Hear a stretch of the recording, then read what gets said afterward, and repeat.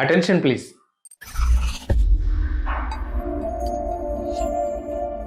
మన వివాహ వ్యవస్థ పీటలు వారుతోందా? విలువల పందిరి కుప్పకూలుతోందా? ప్రపంచవ్యాప్తంగా పేరు ప్రఖ్యాతులు పొందిన భారతీయ వైవాహిక బంధం దుర్బలమై ఫెటిల్లున ముక్కలు చెక్కలవుతోందా?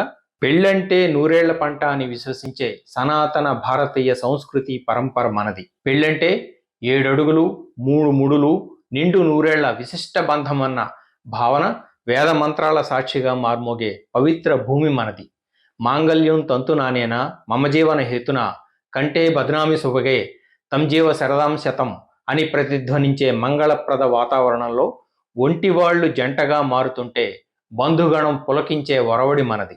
ఒకరి వెంట ఒకరు కలిసి నడిచే సప్తపది పదం పదంలో జీవన రాగమై అనురాగ సుమగీతాలాపనకు శ్రీకారం చుట్టే తరుణం పెళ్లి.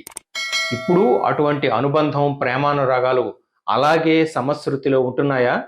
లేకపోవడమే సమస్య. ఇటీవలి కాలంలో వ్యక్తిగత ఆర్థిక పరమైన స్వేచ్ఛపై ఫోకస్ అధికమైంది. పెద్ద చదువులు దూరాభారం కొలువుల నేపథ్యంలో వ్యక్తిగత సంతృప్తి, హాబీలు, సొంత ఇష్టాయిష్టాలు, మానసిక ఆరోగ్యం, స్వతంత్రతలకు ప్రాధాన్యం పెరిగింది. ఎదుటివారిని లెక్క చేయని ధోరణులకు రెక్కలు మోలుస్తున్నాయి. వీటితో పాటు విడాకుల సంఖ్య పెరుగుతోంది. ఇండియాలో సగటున ప్రతి 1000 వివాహాలకు కనీసం 30 దాకా విడాకులకు వెళ్తున్నాయని అంచనా.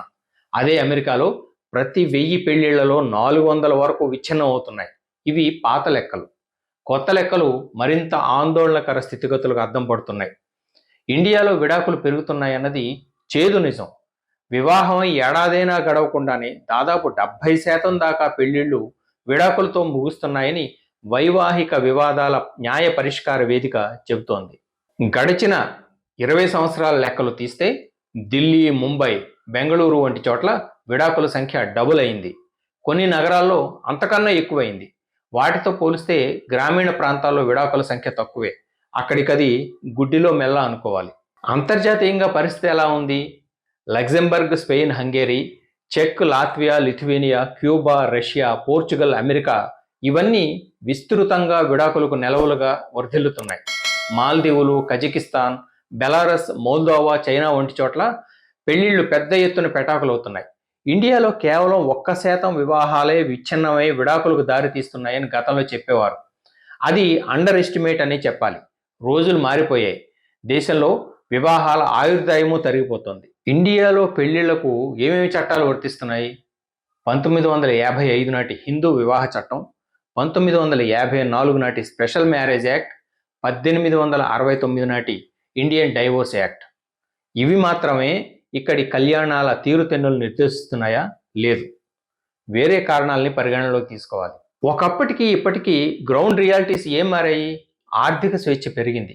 ప్రతిదానికి భర్త పైనో కుటుంబ సభ్యుల మీదనో ఆధారపడాల్సిన దుస్థితి అమ్మాయిలకు తప్పింది.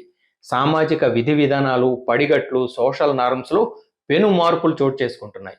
విద్య, ఉద్యోగాల్లో, తద్వారా జీవన ప్రమాణాల్లో ఆశ్చర్యపరిచే ప్రగతి నమోదవుతోంది. దురదృష్టం ఏమిటంటే దంపతుల మధ్య అత్యంత కీలకమైన సఖ్యత కొరవడుతోంది.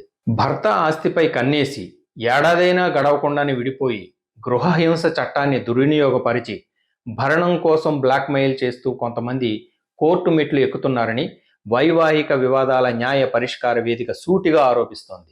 ఈ దశలో భర్తల హక్కులను రక్షించడానికి ఐపీసీ 498A తరహాలో కొత్తగా 498B అనే నిబంధన చేర్చాలని ఆ వేదిక సూచిస్తోంది.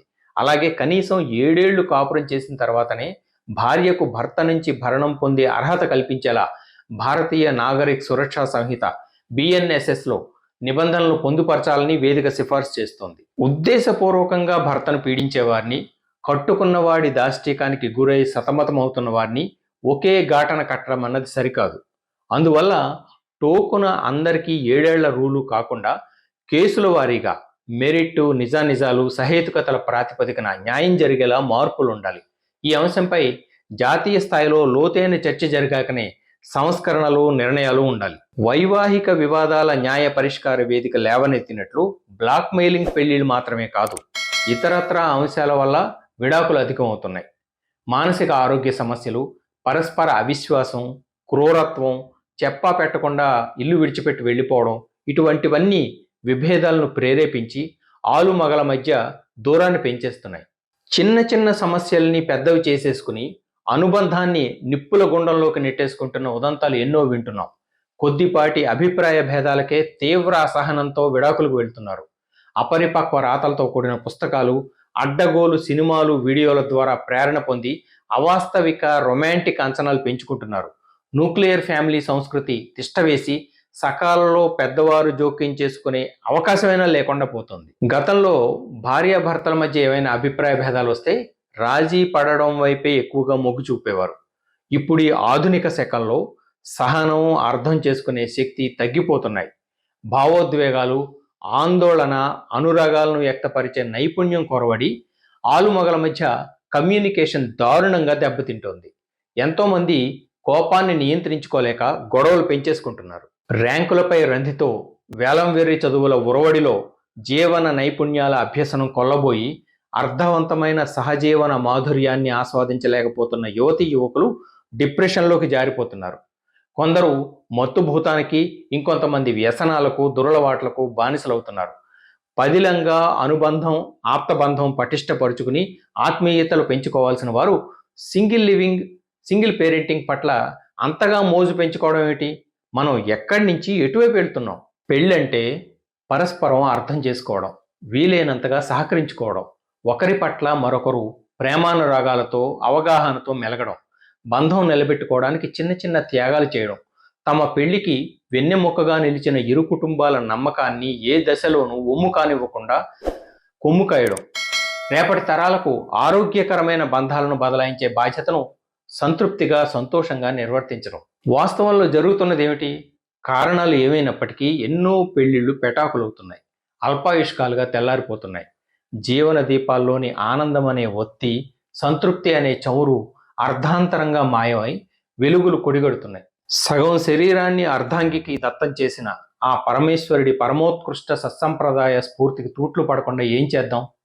దాంపత్య జీవితం అంటే ఇచ్చి పుచ్చుకోవడం అన్న భావనకు పట్టం కట్టాల్సిన జంటలు పెటాకులకు ఉరకలెత్తుతుంటే వాళ్లను ఆపడానికి, సంస్కరించడానికి ఏం చేద్దాం? ఆలోచించండి, లోతుగా ఆలోచించండి. మీ సూచనల్ని మెసేజ్ చేయండి. కన్స్ట్రక్టివ్ సజెషన్స్ ఉంటే ఇంకో వీడియో చేద్దాం. మళ్ళీ మరో అంశంతో మీ ముందుకు వస్తాను. This is Balu Ekkaladevara signing off. నమస్తే.